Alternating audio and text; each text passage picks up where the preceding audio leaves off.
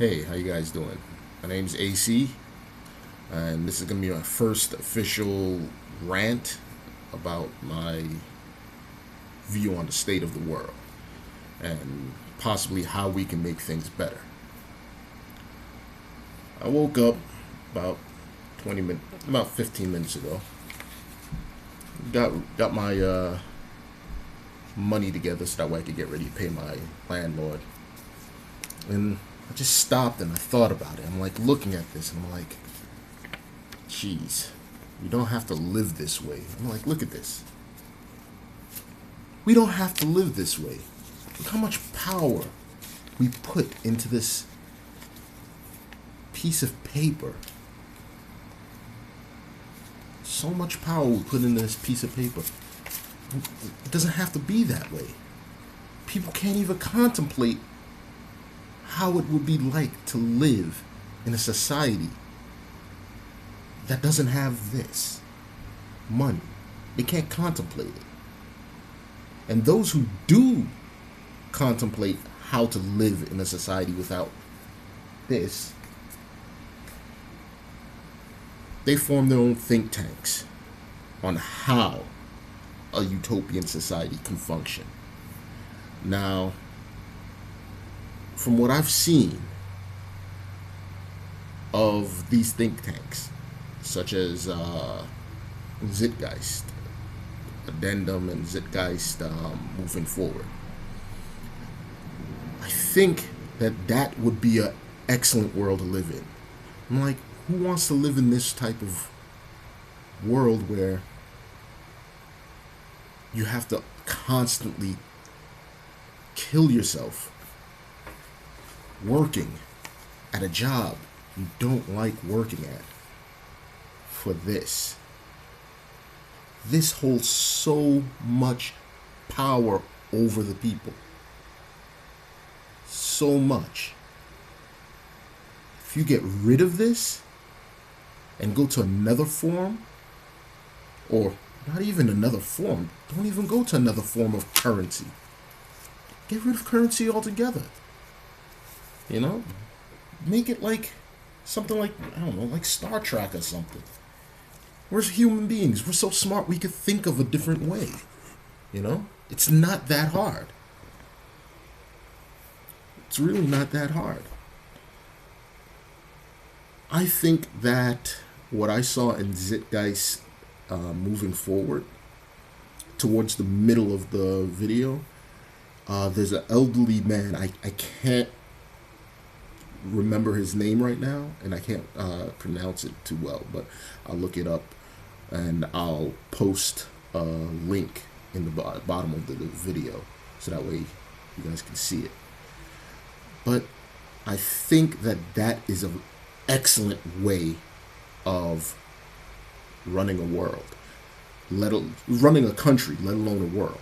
You know, if we can start that on a state level, like just take one state and do that in that one state.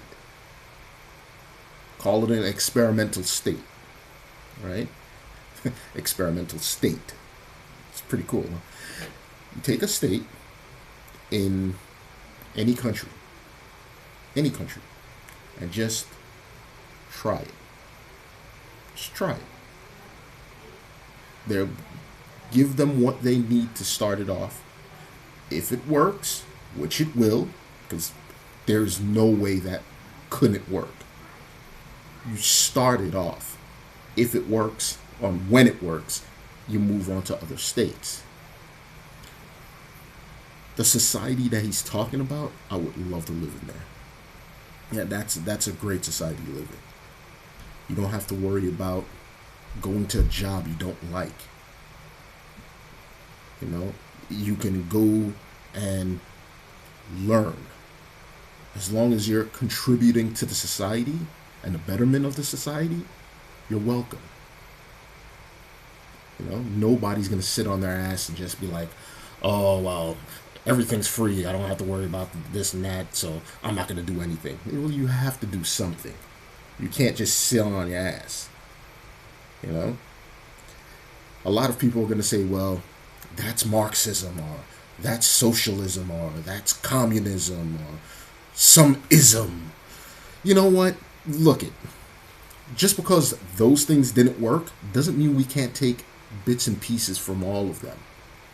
Like a salad bar, you pick what you want. Pick the things that work and use that. Don't have it in your head that, oh, well, look what happened with Russia. They tried something like that. No, they tried something like that. They didn't try this. No one has tried what this man is talking about. All right? You can look it up. Go online, look it up. Ain't nobody ever tried something like this. There's no way that you can corrupt this system because it has a rotating council of, depending on, let's say if you did it on a country, so you did in America, you got 50 states, right? So you did it on all 50 states, and one representative from all 50 states sits on the board for 1 to 2 years, and they rotate. And when they rotate, it can be anyone. Anyone. You don't have to have money. There's no money. There's no money anymore. So there's no few people who are rich so they can run a campaign in their favor and things like that. It doesn't work that way. Everybody works for the community. So you have a state, let's say you have, like here in New York, you'll have New York, the 5 boroughs. You'll have one representative from each borough that goes to a council seat. So you have 5 people from New York.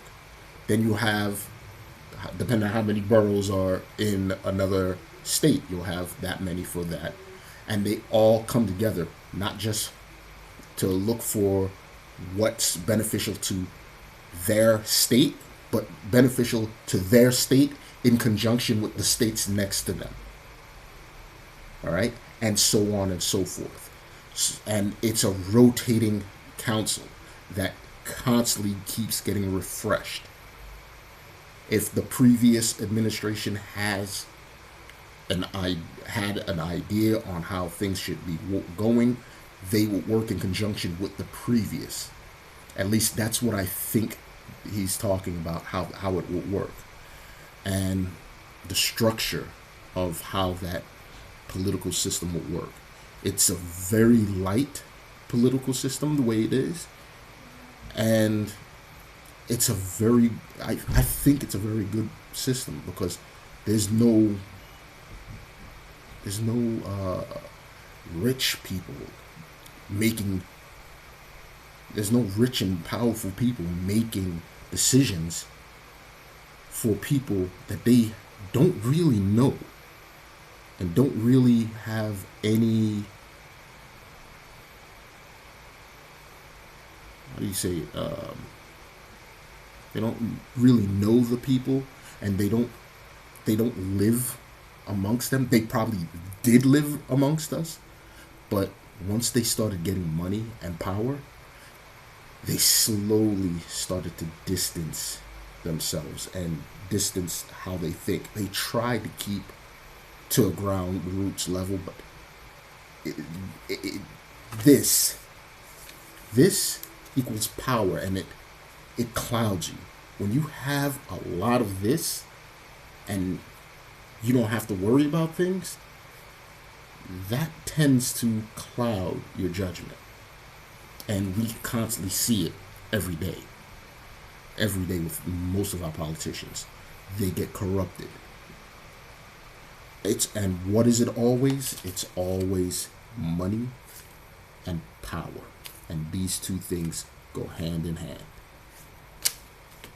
You get rid of that, you don't have to worry about, oh, well, I want to take over and do things my way, or have things in my way, when everybody can have it. Overnight, you solve crime. Well, most crime. You're still going to have simple things like crimes of passion, simple psychotic rage. That's acceptable. That's not acceptable, but it's understandable. That's something you just can't removed from the environment. Not yet. But if everything is free and you don't have to worry about, oh, well, how am I going to pay the rent? How am I going to buy food? You don't have to worry about that. You simply go into the grocery store and you pick up what you need.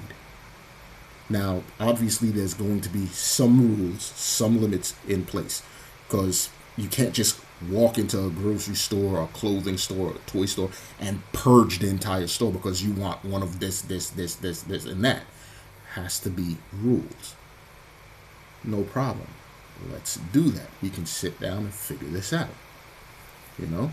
So you go to the grocery store, you pick up some groceries, and then you leave. You know? No checkout. You don't have to scan out what you're taking. The products will be kind of, what do you call it? Kind of like a bland product, but there'd be multiple types of products. So you'll have Fruit Loops, corn flakes, and other things. But it will be in a package that's maybe kind of more generic. That's basically the word. Or maybe you just keep the same packaging. But a resource-based economy would be much better than a monetary economy, because you take stock of the entire resources of said area that you are in. It's a very smart idea. It can work. You know, you take 1 acre of land and you build a huge skyscraper or a building, some sort of huge building that serves as an agricultural building for that state. Each floor, it doesn't have to be a skyscraper. It could be maybe a 5-story building or a 10-story building, but it takes up 1 acre. First floor, you'll have vegetables. Second floor, you'll have fruit. Third floor, you'll have maybe half of that third floor will be eggs and livestock or something, or eggs and whatever. You know, I'm not a farmer. I don't know these things, but you know, it won't be hard to look up and figure it out. And when it comes to the fruits and the vegetables, it will be all automated with very few human interactions, you know, unless the people like doing that. So then they would go there. You would have farmers, you would have people with green thumbs that would donate their time. That's how you would calculate maybe the worth, depending on how much time people put in, you know. That's one way of going about it. Next thing people might be saying, well, how would going to work function? Well, you would go to work and you would work maybe, say, 5, 6, 7 hours.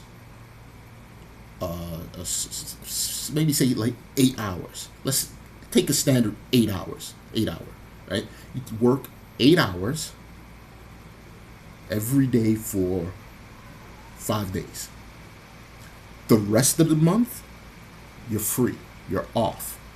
You could do whatever. You want to travel, you travel. You want to go to school, you go to school.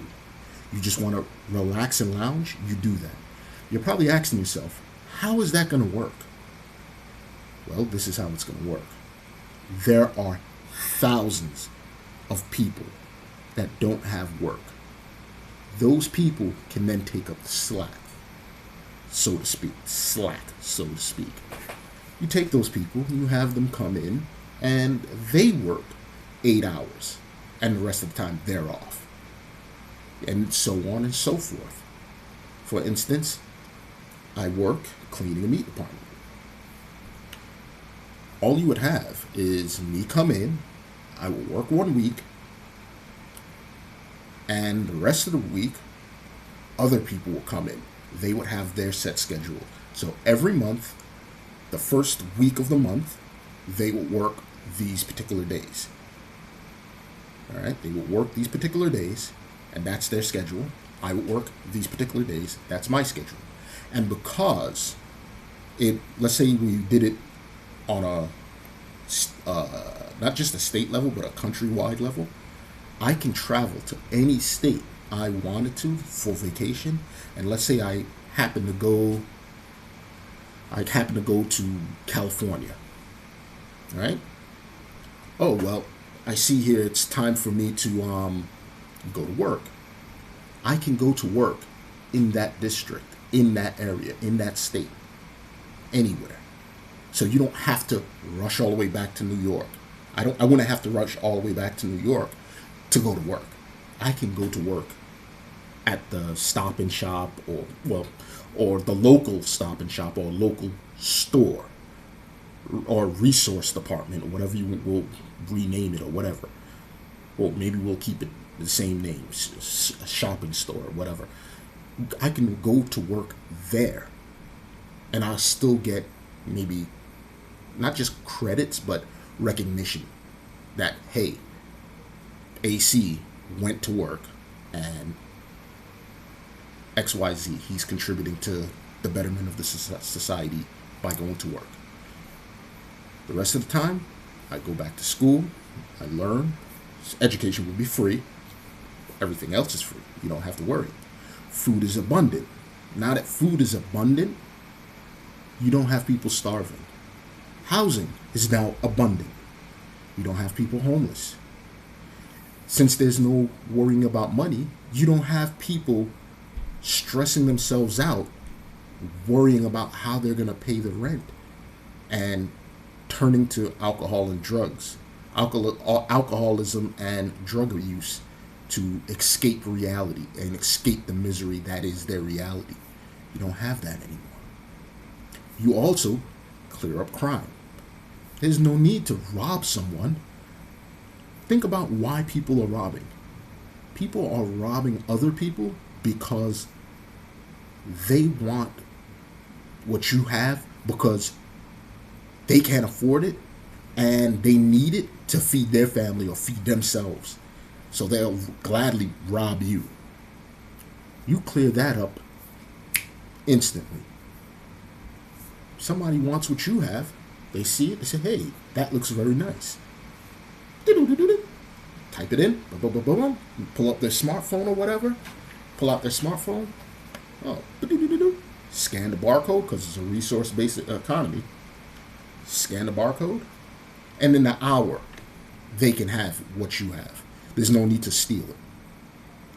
All right? The only thing that I can say about the crime situation would be, like I said, simple psychotic rage, little lunatics, crimes of passion. Those are things that we can't really figure out too much yet, that we can't do about. And then you have people who are like the thrill of stealing. Those people are negative. You'd have to take care of them. And when we mean take care of them, is maybe first rehabilitate them psychologically. Have them talk to shrinks. Why are you stealing? They say, oh, I'm stealing because I like the thrill of it. Okay, then we have to figure out another way for you to get your jollies off, get your gun off, basically, instead of stealing from people. There are some things that have some sentimental value that you just can't type in and get. So I realize that, and I'm pretty sure these think tanks, these utopian think tanks, they realize that also. So in that particular case, I guess you would have maybe a safe that you would keep specific things just in case you had an aberrant societal member. That aberrant societal member, no matter what you do, could just love the thrill of stealing, and they would go and steal anyways. In that case, there would be no real need to imprison the person. You simply you could imprison them, but who has the manpower to guard able-bodied people, put them in a jail, and have other able-bodied people watch over them? Exile them. That's the best thing I'm thinking. That's what I'm thinking. Exile. They're not being productive to society. If anything, they're hampering society. So yeah, you would exile them. Let me know in the comments below, if you figure out something better than exile or imprisonment. Not the death sentence. We've got to be better than that. We can, unless it's something horrendous like a mass killer or psychotic nut job, then I can understand the death penalty. But somebody who's a kleptomaniac or a thief can't seem to help themselves, or someone who is a drain on the new society, how would we have an appropriate reaction to someone like that? What can we do? Put that in the comments right below. What else? We have another